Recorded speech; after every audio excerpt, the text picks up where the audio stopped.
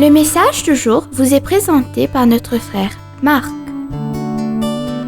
Salut chers bien-aimés de notre Père Céleste. Je suis si heureux de vous accueillir ce lundi matin alors que nous abordons un sujet merveilleux, l'amour du Père où Dieu trouve son plaisir en ses enfants. Bien-aimés, la plupart des chrétiens savent ce que dit la Bible sur le grand amour de Dieu pour ses enfants. Pourtant, même après des années de marche fidèlement avec Jésus, beaucoup n'ont jamais appris à s'approprier de ce grand amour.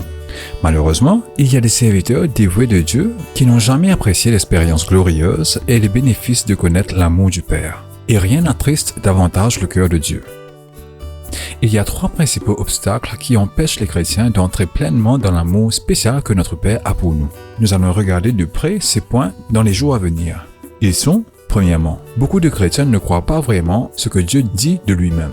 Deuxièmement, nous ne nous reposons souvent pas sur le fait que Dieu sait ce qui est le meilleur pour nous. Et, troisièmement, parfois nous considérons qu'il est trop beau pour être vrai que nous pouvons servir le Seigneur tous les jours avec joie et sans crainte. Maintenant, chers bien-aimés, considérons comment Dieu s'est décrit lui-même à Moïse. L'Éternel, Dieu miséricordieux et compatissant, lent à la colère, riche en bonté et en fidélité, qui conserve son amour jusqu'à 1000 générations, qui pardonne l'iniquité, le rébellion et le péché. Exode chapitre 34 versets 6 à 7. Voici les principaux traits que Dieu voulait que Moïse connaisse sur lui. Il est miséricordieux, gracieux, lent à la colère et indulgent. On nous a beaucoup appris sur ces choses.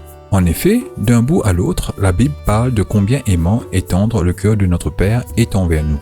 Pourtant, lorsque nous sommes embourbés au milieu d'épreuves et des tribulations, nous oublions souvent ce que Dieu dit de lui-même. Si seulement nous nous rappelons de ces vérités à son sujet à de tels moments, nos âmes seraient apaisées. L'Écriture dit encore et encore du Seigneur, « Ah, il est prêt à pardonner en tout temps », selon le psaume chapitre 86, verset 5.